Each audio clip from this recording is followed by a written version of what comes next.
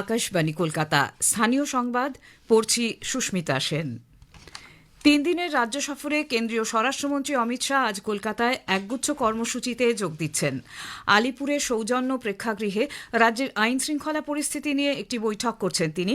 দক্ষিণবঙ্গের পুলিশের শীর্ষ আধিকারিক এবং বিভিন্ন কেন্দ্রীয় নিরাপত্তা সংস্থার প্রতিনিধিরাও এই বৈঠকে যোগ দিয়েছেন।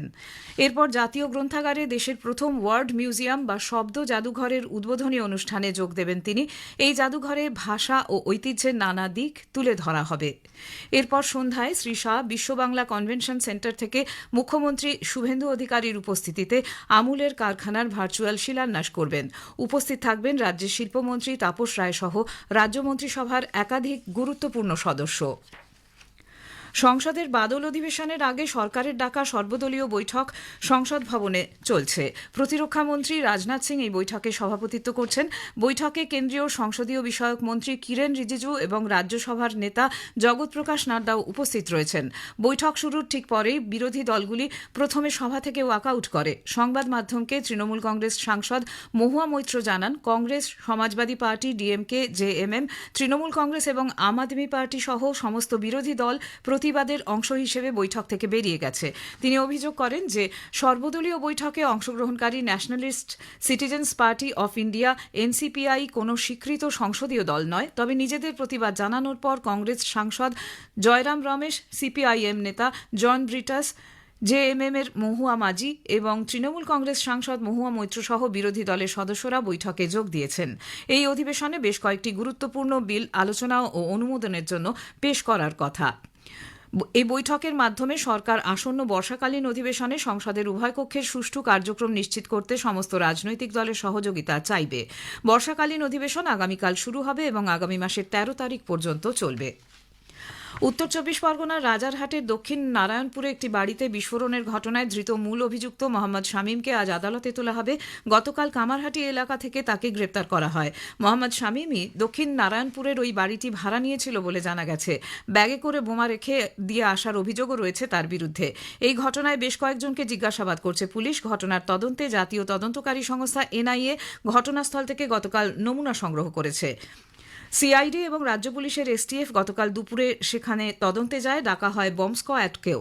ঘটনাস্থল থেকে 2টি বোমা উদ্ধার হয়েছে বলে পুলিশের ডিসি জ্যোতির্ময় রায় জানিয়েছেন। উত্তর 24 পরগনার অশোকনগরে সিআইডির অভিযানে আন্তঃরাজ্য অস্ত্র পাচার চক্রের হদিশ মিলেছে। নির্দিষ্ট খবরের ভিত্তিতে সিআইডি ও অশোকনগর থানার যৌথ অভিযানে 8 নম্বর মোড় এলাকায় নৈহাটি অশোকনগর রোডে একটি ম্যাজিক গাড়ি আটক করা হয়। ওই ঘটনায় গাড়িটির আরোহী পূজা বিশ্বাস নামে এক মহিলার ব্যাগে তল্লাশি চালাতে উদ্ধার হয় বিপুল পরিমাণ আগ্নেয়াস্ত্র কার্তুজ। উদ্ধার হয়েছে 4টি 7mm পিস্তল, 2টি 9mm পিস্তল, একাধিক ম্যাগাজিন ও প্রায় 200 রাউন্ড কার্তুজ। এছাড়া উদ্ধার হয়েছে 12,000 টাকা নগদ এবং 2টি মোবাইল ফোন। মহিলাকে আটক করা হয়েছে। সিআইডি গোটা ঘটনার তদন্ত শুরু করেছে। পুরুলিয়া শহরে এক শিক্ষিকার আত্মঘাতী হওয়ার ঘটনায় চাঞ্চল্য ছড়িয়েছে। ঈশিতা দাস মহাপাত্র নামে ওই মহিলা পুরুলিয়া 2 নম্বর ব্লকের গোলামারা উচ্চ মাধ্যমিক বিদ্যালয়ের শিক্ষিকা ছিলেন। সুপ্রিম কোর্টের রায়ে সম্প্রতি তার চাকরি চলে যায়। পাশাপাশি শিক্ষক নিয়োগের পরীক্ষাতেও তিনি পাশ করতে পারেননি। বেশ কিছুদিন ধরে তিনি মানসিক অবসাদে ভুগছিলেন বলে পরিবারের তরফে জানানো হয়েছে। গত 16 তারিখ রাতে ওই শিক্ষিকা অতিরিক্ত মাত্রায় ঘুমের ওষুধ খান। তাকে হাসপাতালে নিয়ে যাওয়া হয়। শিক্ষিকার মৃত্যুতে এলাকায় শোকের ছায়া নেমে এসেছে। জাতীয় স্বীকৃতি পেল বাংলার চিত্তরঞ্জন সেবা সদন। কেন্দ্রীয় সরকার শংসাপত্র দিয়ে জানিয়েছে বাংলার চিত্তরঞ্জন সেবা সদনের মেটার্নিটি, অপারেশন থিয়েটার এবং লেবার রুম অত্যন্ত উন্নত মানের। প্রসূতি হাসপাতালের মান খতিয়ে দেখতে একটি বিশেষ প্রকল্প লক্ষ্য, যেখানে গত 23 এবং 24 জুন চিত্তরঞ্জন সেবা সদন পরিদর্শন করে মূল্যায়ন করা হয়। এনএইচএসআরসি বা national health system resource centre পশ্চিমবঙ্গের ন্যাশনাল হেলথ মিশনের মিশন ডিরেক্টরকে চিঠিতে এই স্বীকৃতির কথা জানিয়েছেন। চলচ্চিত্র শিল্প তাৎক্ষণিক অর্থ উপার্জনের জায়গা নয় বলেছেন 72তম জাতীয় চলচ্চিত্র উৎসবের সেরা বাংলা ছবি চালচিত্রের পরিচালক অঞ্জন দত্ত। সম্মান প্রাপ্তির পর আকাশবাণীকে দেওয়া এক প্রতিক্রিয়ায় পরিচালক বলেন, নিজেদের চেষ্টায় বহু পরিচালক এখন ভালো বাংলা ছবি তৈরি করছেন, দর্শকও রয়েছেন। তবে ভিন্ন ধারার ভালো ছবি তৈরি করতে প্রযোজকদের দায়িত্ব নেওয়া প্রয়োজন।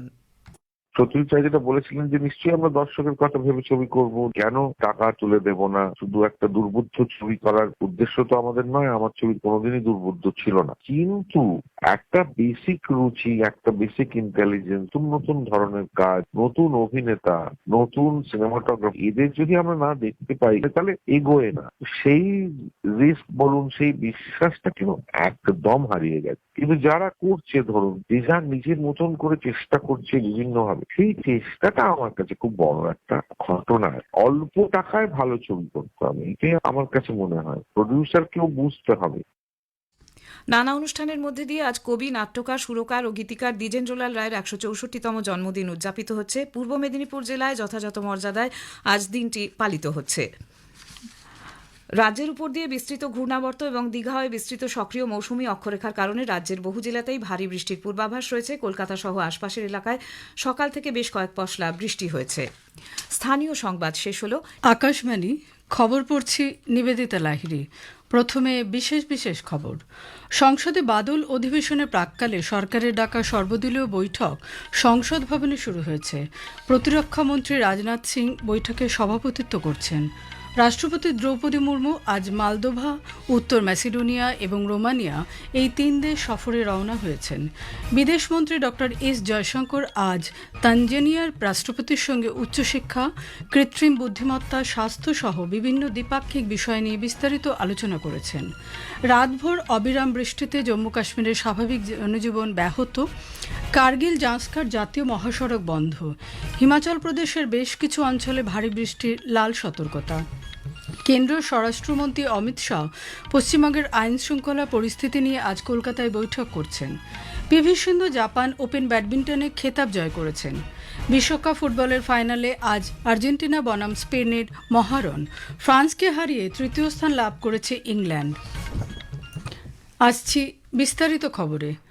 সংসদের বাদল অধিবেশনের প্রাক্কালে সরকারের ডাকা সর্বদলীয় বৈঠক আজ সংসদ ভবনে শুরু হয়েছে। প্রতিরক্ষামন্ত্রী রাজনাথ সিং এই বৈঠকে সভাপতিত্ব করছেন। বৈঠকে সংসদ বিষয়ক মন্ত্রী কিরেন রিজিজু এবং রাজ্যসভা নেতা জগৎ প্রকাশ নাড্ডাও উপস্থিত রয়েছেন। বৈঠক শুরুর পরপরই বিরোধী দলগুলো প্রথমে সভা থেকে ওয়াকআউট করে। সংবাদ মাধ্যমের সঙ্গে আলাপচারিতায় তৃণমূল কংগ্রেসের সাংসদ মহুয়া মৈত্র জানান যে কংগ্রেস, সমাজবাদী পার্টি, ডিএমকে, জেএমএম, তৃণমূল কংগ্রেস ও আদমি পার্টি সহ সমস্ত বিরোধী দল প্রতিবারের অংশ হিসেবে বৈঠক থেকে বেরিয়ে গেছে।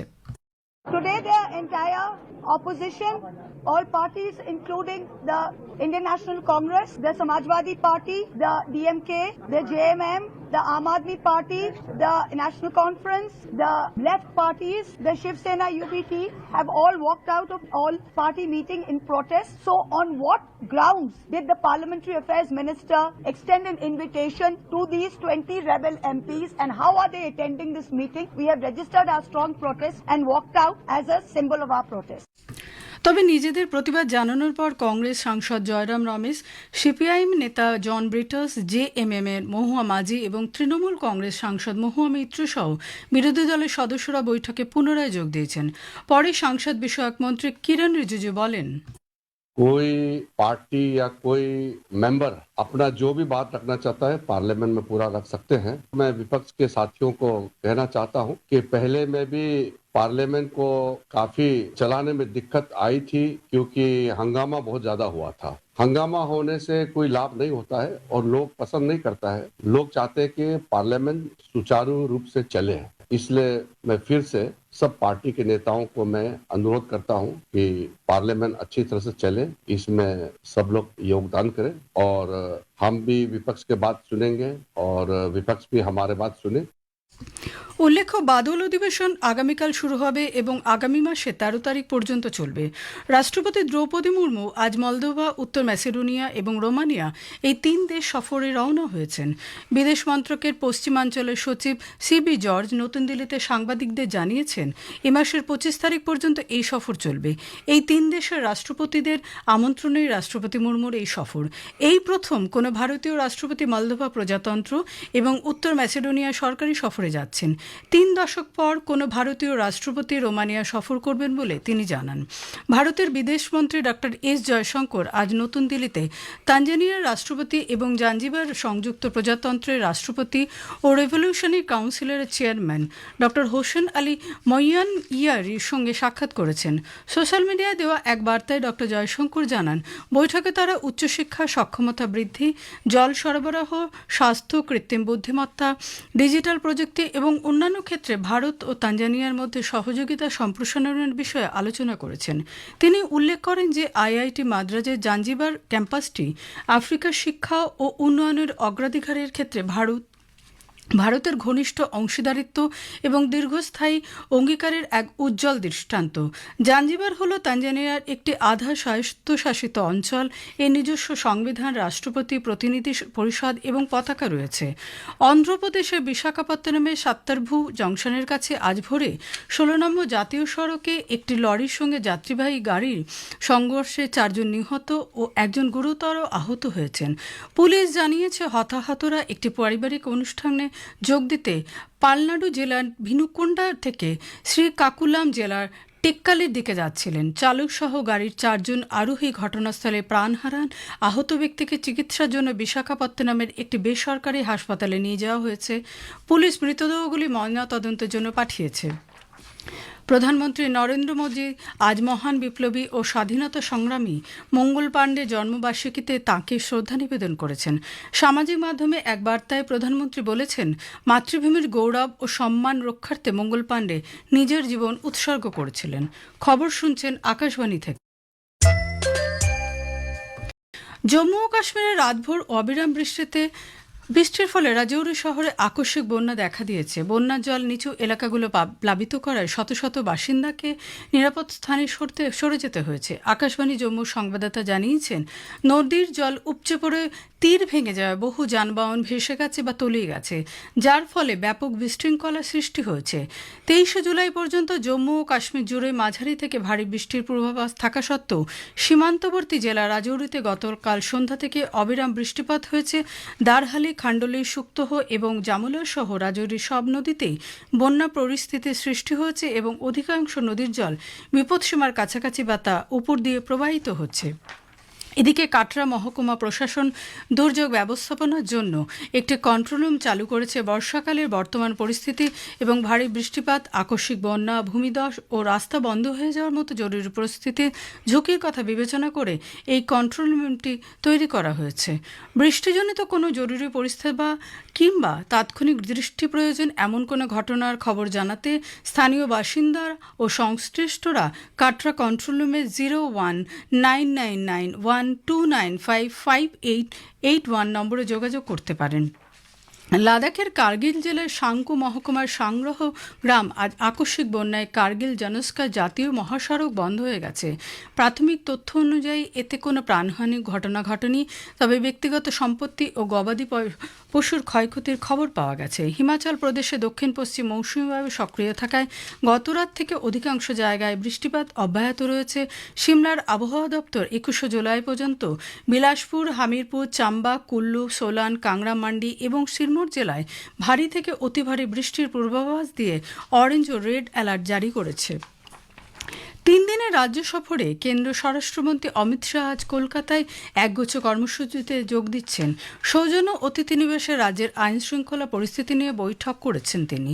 দক্ষিণবঙ্গের পুলিশের শীর্ষ আধিকারিক এবং বিভিন্ন কেন্দ্রীয় নিরাপত্তা সংস্থার প্রতিনিধিরাও এই বৈঠকে যোগ দিয়েছেন। এরপর জাতীয় গ্রন্থাগারে দেশের প্রথম ওয়ার্ড মিউজিয়াম বা শব্দ জাদুঘরের উদ্বোধন অনুষ্ঠানে যোগ দেবেন তিনি। এই জাদুঘরে ভাষা ও ঐতিহ্যের নানা দিক তুলে ধরা হবে। এরপর তিনি সন্ধ্যায় বিশ্ব বাংলা কনভেনশন সেন্টার থেকে মুখ্যমন্ত্রী শুভেন্দু অধিকারীর উপস্থিতিতে আমুলের কারখানার ভার্চুয়াল শিলান্যাস করবেন। দুবারের অলিম্পিক পদকজয়ী পিভি সিন্ধু জাপান ওপেন ব্যাডমিন্টনে খেতাব জয় করেছেন। সিন্ধু প্রথম ভারতীয় শাটলার যিনি এই খেতাব জয় করলেন।